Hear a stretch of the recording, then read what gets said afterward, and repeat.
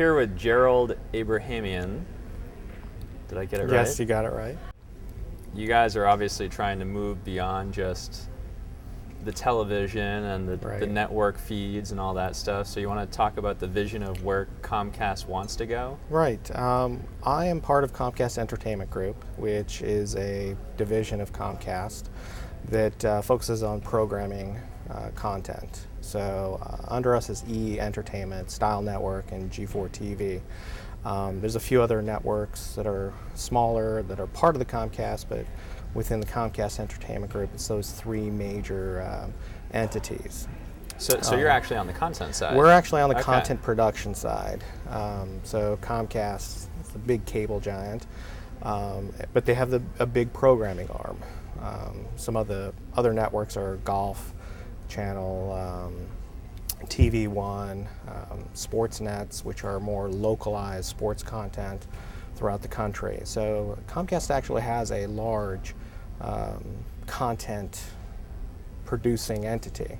And it seems like kind of the two sides of the house have slightly divergent interests. I mean, Comcast, the packager of many programs to deliver to millions of subscribers who pay a monthly fee, has a vision and an interest of how they want the kind of changing media landscape to play out.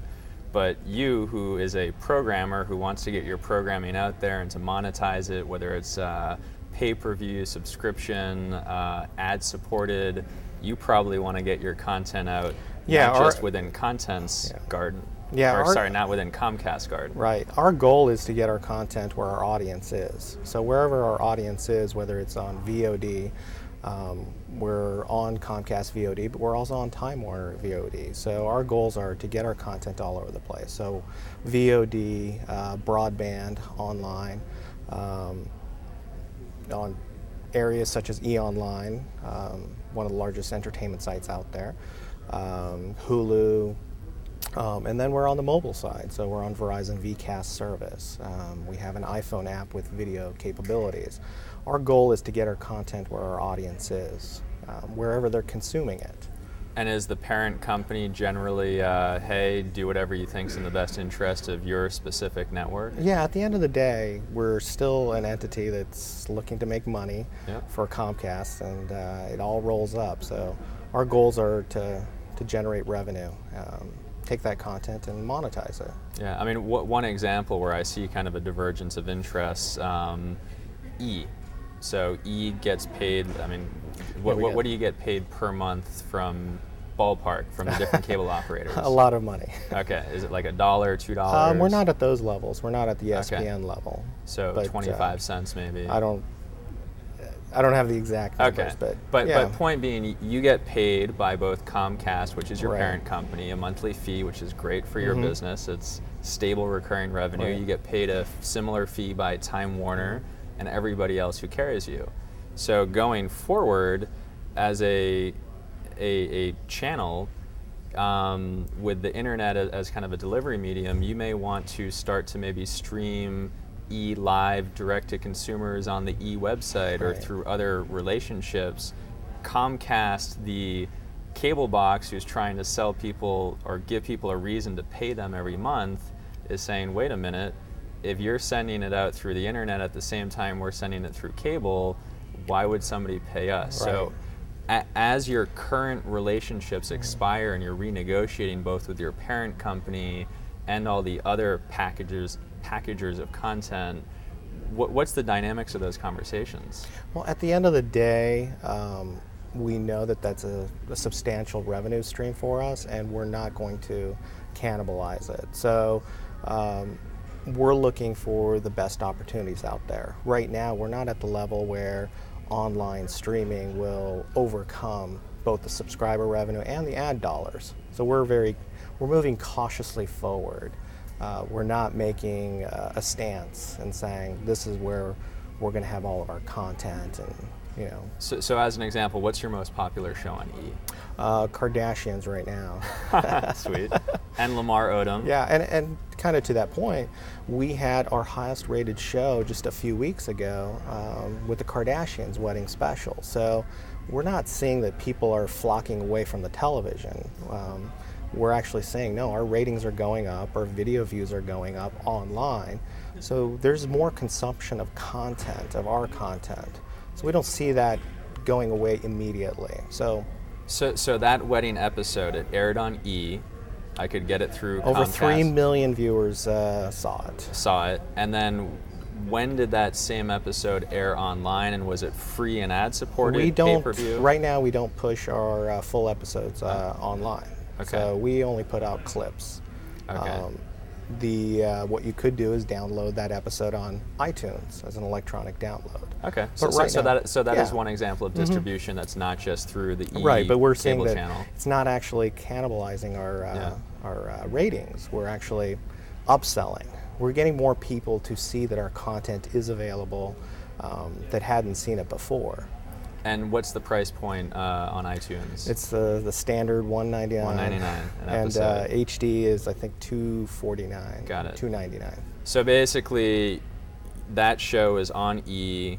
You're still getting your let's ballpark 25 cents per subscriber, or whatever it may be, and you're making pay-per-view revenue through iTunes. Right. And advertising revenue. And because the advertising is baked into every episode. Right. Great.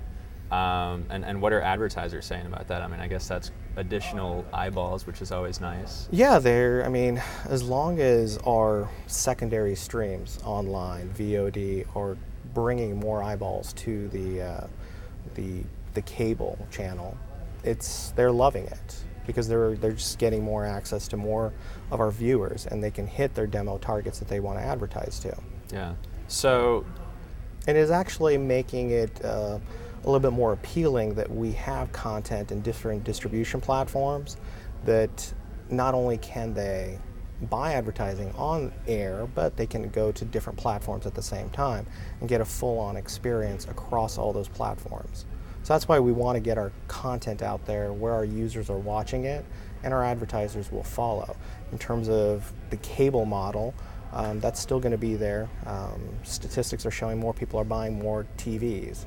Now, how our content will get onto the TV, that's more on the cable side, and they've got to make that decision on their side. Have you struck deals with anybody like a Roku or a Boxy or a Hulu or Juiced or all the way down the line? Yeah, I mean, we're on Hulu.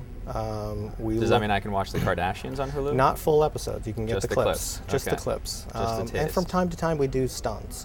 We did the Girls Next Door premiere episode last year, just as a stunt to get more viewers, to get the show going, both on air and online. And we do that from time to time. And what would be kind of the inflection point or reason for you to maybe actually put a full episode of your most popular show on Hulu? I don't think we're there yet, so Okay. we haven't figured that piece out yet. We're still, I think, in the infancy stage. Yeah. You know, I know the internet's moving fast, and look how long it took to get the networks, to millions of subscribers, and that model's changing a lot faster right now. So but you're we're playing a not little there. bit of a wait and see approach, Yeah. and you're saying, hey, because I contrast that to like a Revision 3 where they're saying we're going to push our content out everywhere. Right. So we produce an episode of Dig Nation. You cannot find a distribution channel that does not have Dig Right. Nation. You're But you taking a very different tack. Yeah, but you can't see it on air. Yeah, So exactly. we feel that having that on-air presence, at the end of the day, more people are watching television than they are online. And at some point, it'll shift, but we're not there yet. We still don't have a lot of broadband penetration that we'd like to see, and those are some of the issues that we face. Not about, where is our content? We want to get our content, but there's other issues we still have to tackle. The quality of the video encode.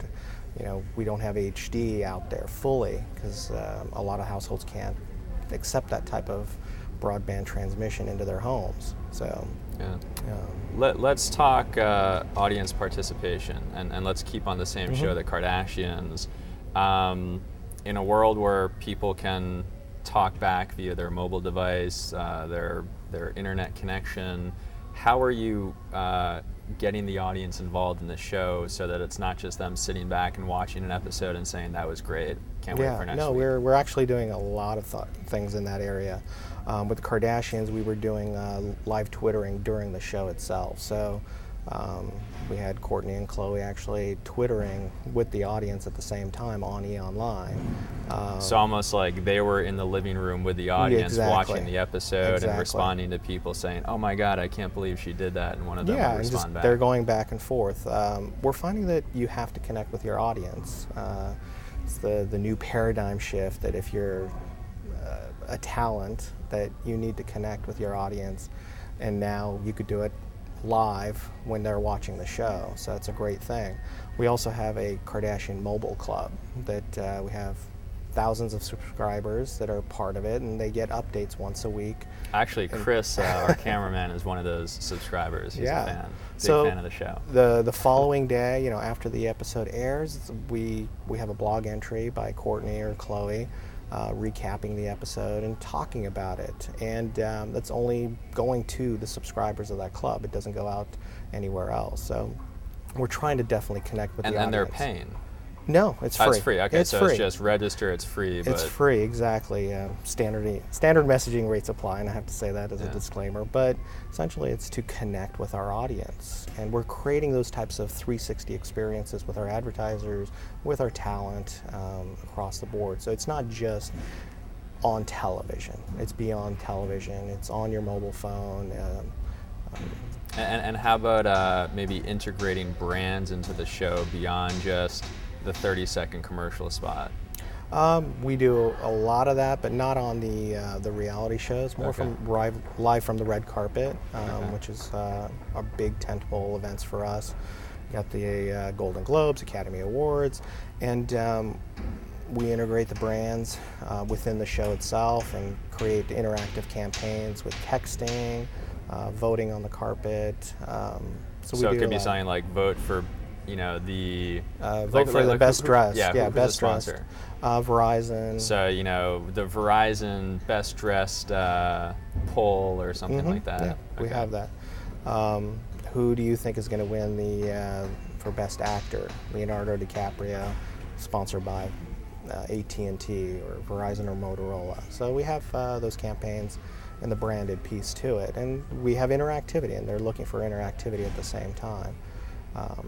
And if we weren't in the broadband and mobile space, we couldn't provide that additional value to our advertisers. We're definitely looking to create value for our advertisers, our audience, and the viewing public out there. So. Yeah. All right, well, Gerald, I appreciate it. It's great to talk to you. And are you speaking today? Yes, I'm going to be on a panel, how old media is embracing new media. And how is it embracing new media? Is it successfully embracing new media? Yeah, I think we are on the forefront. Is it begrudging towards new media? No, we see it as a growth area. And we'll be in the space.